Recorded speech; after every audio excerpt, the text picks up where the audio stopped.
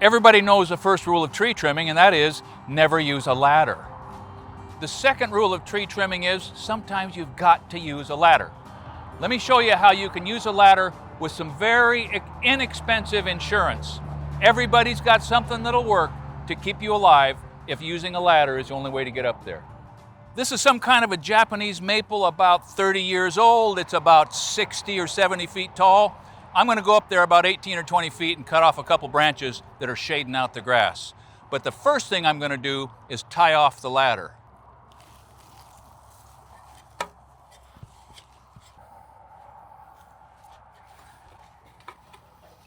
Okay.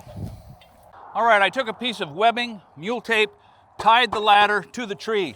So now if everything goes bad, if this limb hits and bounces back and hits the ladder, at least I've got something to hold on to before I hit the ground. So if you're thinking of tying yourself to the tree, you've got to be pretty careful. I mean, there are some places that you don't want to tie yourself to a tree, right?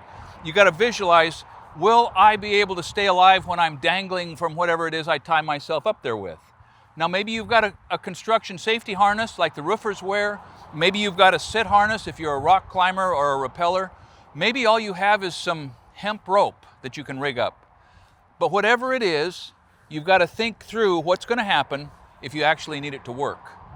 So I'm going to use this nylon webbing. I've got a lot of it because I can take kids rappelling, and it's cheap. I mean, it is cheap. This stuff is pennies per foot sometimes. This is a piece about 11 or 12 feet long. This is a piece about maybe 9 or 10 feet long. And then I got two little short pieces that I'll show you in a second. But the first thing I'm going to do is take this and make kind of a figure 8 and put it around my shoulders like that. The second thing I'm going to do, and I'm using a water knot. You can join webbing with a water knot. We've got a video that shows that. It's super strong and it won't let you down. And I put a cow hitch right there, okay? This is the beginning of my fall protection.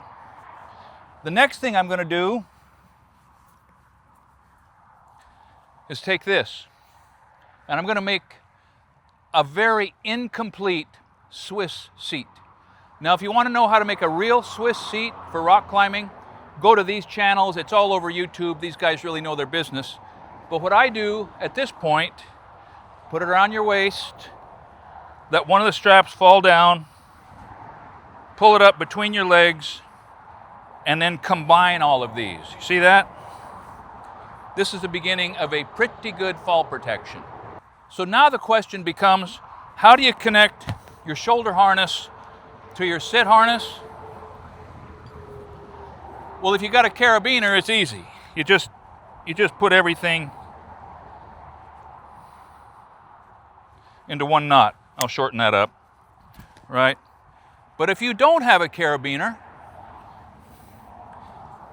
use a little clevis. Use a little shackle. Just don't let that hit you in the chops. Or one of these threaded chain links will also connect everything. So I had to shorten this loop. That's all right. You can use whatever you've got now to tie this in here. I'm going to use this little piece of webbing. I'm going to go through that loop. I'm going to go through all three of these. And I'm going to come around and do it again.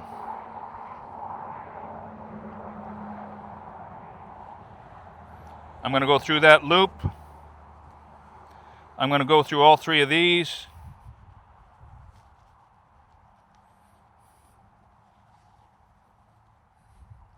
Paying attention now because one's welfare depends upon it.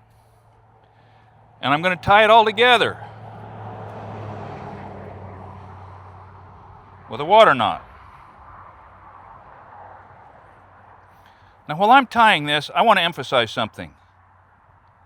This is not safe, but it's safer.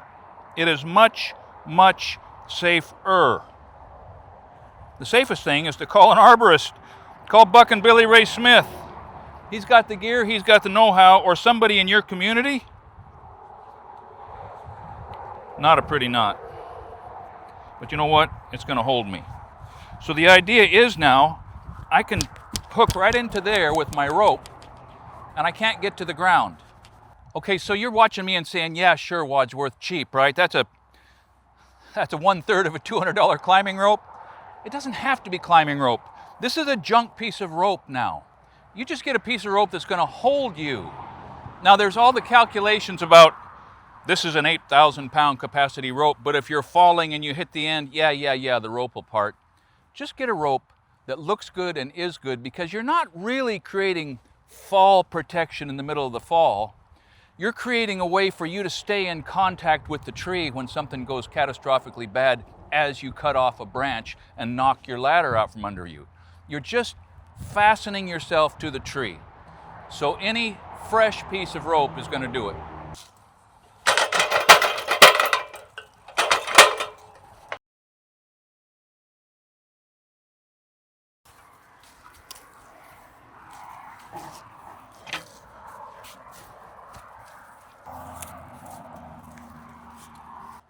And right now, it would be really hard for me to hit the ground.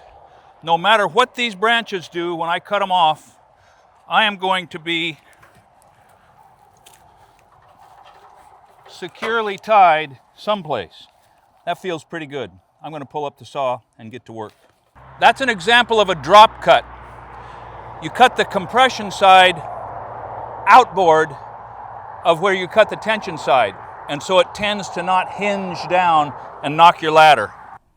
So up here on this ladder, cutting off these branches is not a big deal, or it wouldn't have been 20 years ago. I used to be real relaxed up here, but I'm not real relaxed up here right now. But the two things that are on my side are this nice light Makita saw. It's quiet, it does the work. I could throw it to the ground and not be out too much as long as the batteries survived. And the other thing is I get to talk to Buck and Billy Ray Smith every once in a while. He and I have become buddies, and I'm thankful for it. And I called him up about this video. I said, should I show him kind of a homemade harness? Why, sure, because any harness is better than no harness. He is quite a guy. If you have not discovered his channel, you got to do that. And I want you to stick around at the end of this video, because he sent me a video clip that you just got to see it to believe it.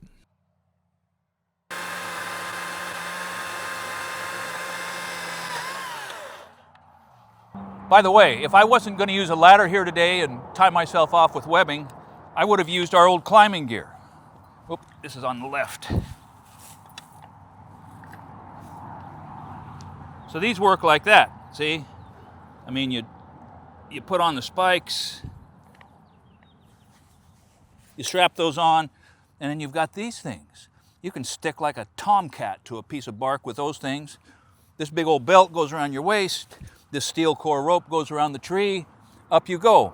First time I used this gear, I was 15 years old, and my dad had me lifting or limbing some old Douglas fir trees, chopping the limbs with a double-bit cruiser's axe. They put some guns on me, and the last time I used this was 9 years ago. We were about a year into this channel, and I was 59, and it was a lot easier then than it would be today. But it doesn't matter. I love these things. I just wanted to use the low-dollar way to live off a ladder when you just have to take some limbs off and the ladder's all you've got. Anyhow, I'll finish up that job over there, but old school sometimes is best school.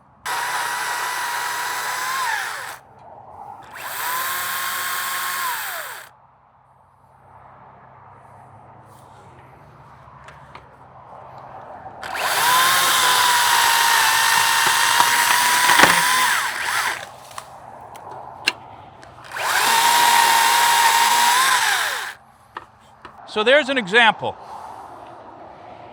If I would have just hinged that limb down, the tip would have compressed and pushed it back. I could be dangling from the rope right now. But that's all right. Brady can hit 911.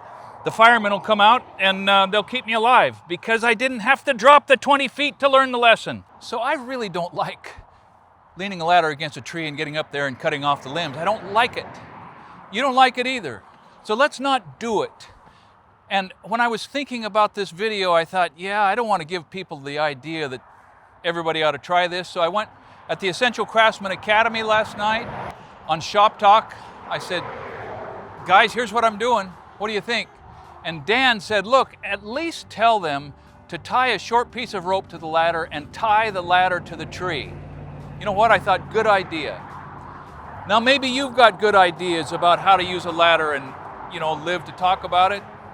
In general, don't use a ladder. In the specifics, sometimes you have to, which illustrates something that I've said before, and I'm sure I'll say it again.